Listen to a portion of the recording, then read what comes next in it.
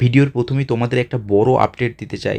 নবম দশমের এসএলএসটি নবম দশমের তোমাদের রেজাল্ট বেরিয়ে গিয়েছিল, তোমরা তোমাদের মার্কস দেখে নিয়েছিলে, কিন্তু তোমরা তোমাদের ডিভি বা ইন্টারভিউ লিস্টের জন্য তোমরা ওয়েট করছো কবে ইন্টারভিউ ডাক দেবে বা কবে তোমাদের ডকুমেন্ট ভেরিফিকেশানে ডাক পাবে। সেই নিয়ে তোমরা কমেন্টে আমাকে অনেক কোশ্চেন করেছিলে। দেখো, তোমাদের জন্য একটা আপডেট নিয়ে এসেছি। নেক্সট উইক, হ্যাঁ, এই শনিবার কি শুক্রবার মধ্যে তোমাদের ডিভির লিস্ট আসা কথা ছিল, আসবে না, শনিবারের মধ্যে আসবে না। সুতরাং নেক্সট উইকে কনফার্ম তোমাদের নেক্সট ওয়েডনেসডে কি টুইসডের মধ্যে তোমাদের কিন্তু ডিভির বা ইন্টারভিউর লিস্ট চলে আসবে। এবারে তোমাদের আমি বেঙ্গলি এবং ইংলিশের তোমাদের কাট অফ আমি প্রেডিকশন করেছি, সেই ভিডিও তোমরা অবশ্যই সাপোর্ট করেছো, তোমাদের তার জন্য তোমাদেরকে থ্যাঙ্কস। তোমরা কমেন্টে বলেছো যে এইরকমই কাট অফ থাকতে পারে, এবং আমি সায়েন্স সাবজেক্টের কাট অফ প্রেডিকশন দিয়েছি। আজকে এই ভিডিওতে আমি তোমাদের হিস্ট্রি এবং জিওগ্রাফি এই দুটি সাবজেক্টের কাট অফ কেমন যেতে পারে সেই নিয়ে আলোচনা করব। দেখো, কাট অফ ভিডিওর জন্য তোমাদের কয়েকটা জিনিস অবশ্যই মাথায় রাখতে হবে, যে ভিডিওতে কি কি নিয়ে কাট অফটাকে প্রেডিকশন করা হচ্ছে।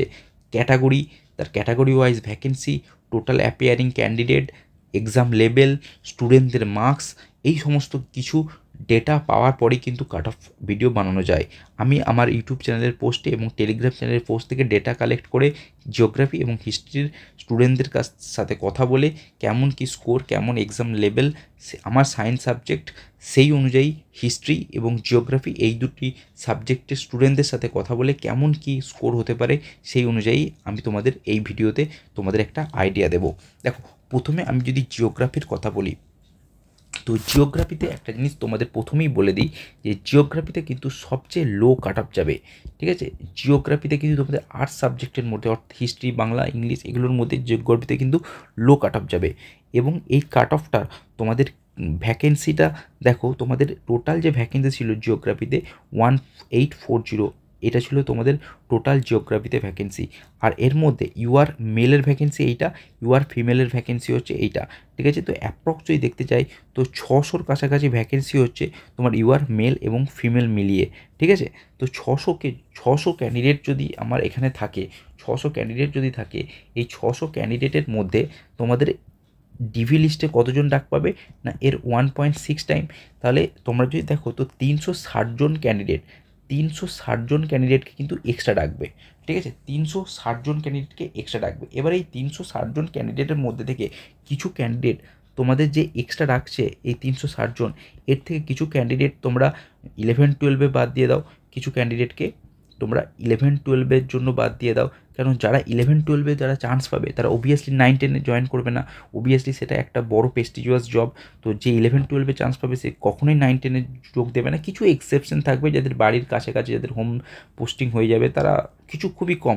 তো আমি সেরকম 60 জন হলো, খুব বেশি 60 জন, এতটাও যাবে না। তো এখান থেকে যদি আমি তোমাদের 60 জন বাদ দিই, তো সেখান থেকে বাকি ক্যান্ডিডেট কিন্তু তোমার এখানে কিন্তু এক্সট্রা পড়ে থাকছে। এবং এখান থেকে তোমাদের কিছু ক্যান্ডিডেট 9-10-এও কিন্তু বাদ যাবে। কারা বাদ যাবে?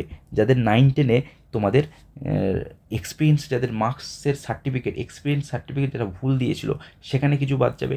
11-12-এর এক্সপিরিয়েন্স সার্টিফিকেট কিছু বাদ যাবে। সব মিলিয়ে তোমাদের কিন্তু একটা হিউজ পরিমাণ ক্যান্ডিডেট জিওগ্রাফির ক্ষেত্রে কিন্তু বাদ যাবে। ঠিক আছে, তো দেখা যায় যে সেক্ষেত্রে কাট অফ কিন্তু খুবই কম যাবে জিওগ্রাফির ক্ষেত্রে। তো জিওগ্রাফি যদি সমস্ত প্যারামিটারগুলো দেখে যদি তোমরা জিওগ্রাফির ক্যাটাগরি ওয়াইজ যদি তোমরা কাট অফ জানতে চাও, সেই অনুসারে তোমাদের আমি বলে রাখি যে তোমাদের কিন্তু সেকেন্ড লিস্ট কিন্তু অবশ্যই বেরোবে। প্রথম লিস্ট দেখে তোমরা জিওগ্রাফির বা আদার সাবজেক্টের 11-12-এর কাট অফ দেখে তোমরা কিন্তু ভয় পেও না। যেগুলো 70+ গেছে সেগুলো সব তোমাদের 70 নিচে আসবে এবং আসতে বাধ্য 9-10-এর ক্ষেত্রে। ঠিক আছে, বিশেষ করে জিওগ্রাফির ক্ষেত্রে 9-10-এর ক্ষেত্রে তোমাদের 70-এর নিচে আসতে বাধ্য, 80-র মধ্যে। ঠিক আছে, এবং তোমাদের সেকেন্ড লিস্ট বেরোবে। বুঝতে পেরেছো? এবার দেখো, আমি যদি একটা এক্সপেক্টেড কাট অফের যদি আমি একটা আইডিয়া দিতে চাই জিওগ্রাফির ক্ষেত্রে, দেখো জিওগ্রাফির ক্ষেত্রে যারা 65 পাচ্ছ মেলের ক্ষেত্রে, টোটাল আমি আউট অফ 80-র কথা বলছি,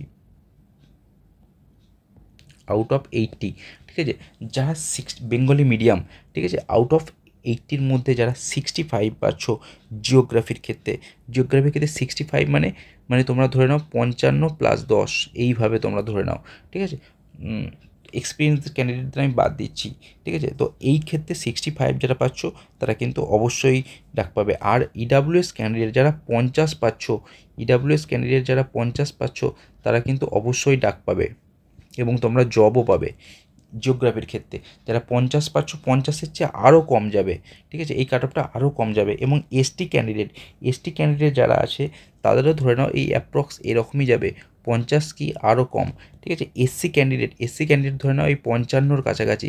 বাকি ওবিসি এবি ওই অ্যাপ্রক্স তোমার ধরে নাও এরকমই কাট অফ যাবে মোটামুটি। ধরো এটা আরও 3-4 নম্বর কমে দাও, এই 63 এটা তোমার এরকমই কাইন্ড অফ এরকমই তোমার থাকবে, ঠিক আছে, অ্যাপ্রক্স এরকমই থাকবে। এবং মেলের জন্য তুমি -2 করে দাও, -2 করে। তো মোদ্দা কথা হচ্ছে এটাই যে যাদের 65 অর্থাৎ রিটেনে 55 এবং এক্সপিরিয়েন্সে 10 বা সেই অনুযায়ী টোটালও যদি যাদের 65 হয় জিওগ্রাফির ক্ষেত্রে, জেনারেলের ক্ষেত্রে তারা কিন্তু সেফ। এবং ইডাব্লিউএসের ক্ষেত্রে যাদের 50 হয়ে যাচ্ছে সমস্ত কিছু নিয়ে 80-র মধ্যে তারা কিন্তু অবশ্যই জব পাবে। এসটির ক্ষেত্রে 50 এবং এসটির ক্ষেত্রে যাদের সমস্ত কিছু নিয়ে 80-র মধ্যে 55 হচ্ছে তারাও কিন্তু একটা সিকিউর পজিশনে থাকছো জিওগ্রাফির ক্ষেত্রে। এরপরে যদি আমি হিস্ট্রির কথা বলি,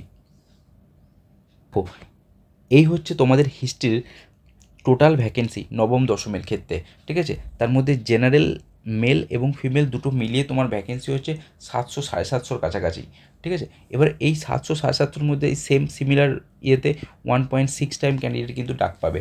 তার মধ্যে একই ফর্মুলা, তার মধ্যে 11-12-এর কিছু ক্যান্ডিডেট বাদ যাবে যারা চান্স পেয়ে যাবে, এবং কিছু ক্যান্ডিডেট 9-10 যাদের এক্সপিরিয়েন্সের জন্য বাদ যাবে, যাদের ফল সার্টিফিকেট দিয়েছে, সেই সমস্ত কিছু নিয়ে সেম জিওগ্রাফির মতনই প্যারামিটার অ্যাপ্লাই করে তোমাদের হিস্ট্রির ক্ষেত্রে তোমাদের 11-12-এর যে কাট অফ গিয়েছিল সেটা কত গিয়েছিল তোমরা জানো? যে মেলের ক্ষেত্রে, জেনারেল মেলের ক্ষেত্রে তোমাদের গিয়েছিল 75, ইউআর মেলের ক্ষেত্রে তোমাদের গিয়েছিল 75। তাহলে এইটা কিন্তু 75 ক্রস করবে না। তোমরা বলছো হিস্ট্রির ক্ষেত্রে কাট অফ কি অ্যাবভ 70 চলে যাবে, কখনো না।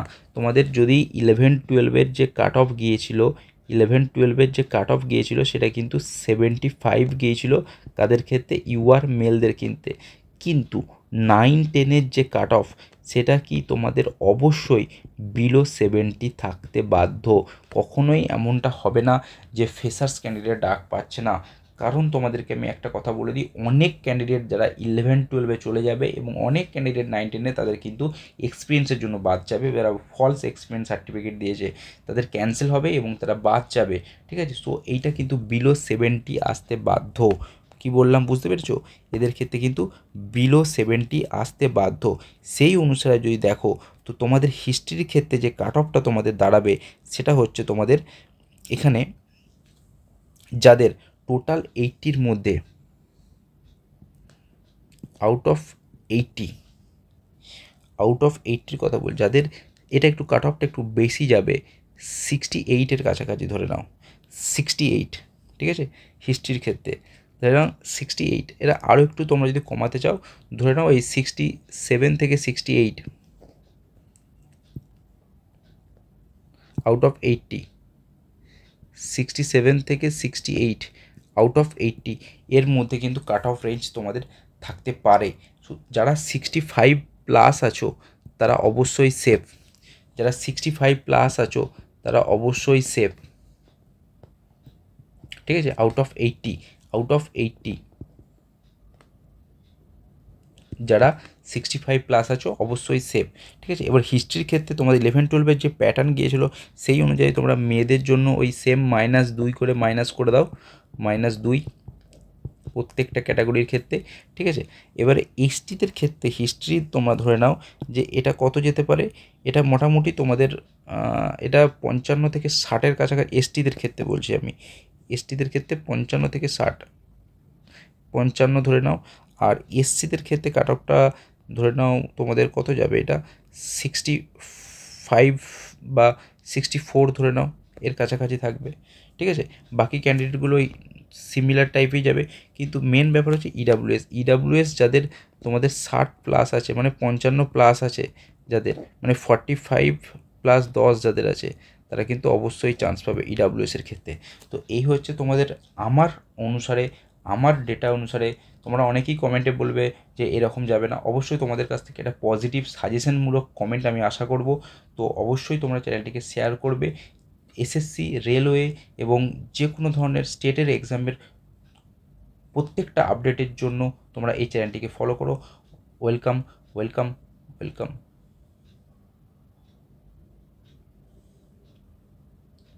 তো এসএসসি, রেলওয়ে এবং ওয়েস্ট বেঙ্গল পিএসসি স্টেটের যে কোনো এক্সামের জন্য প্রতিটা আপডেটের জন্য তোমরা চ্যানেলটিকে ফলো করে রাখো, সাবস্ক্রাইব করে রাখো। Give best. Thank you.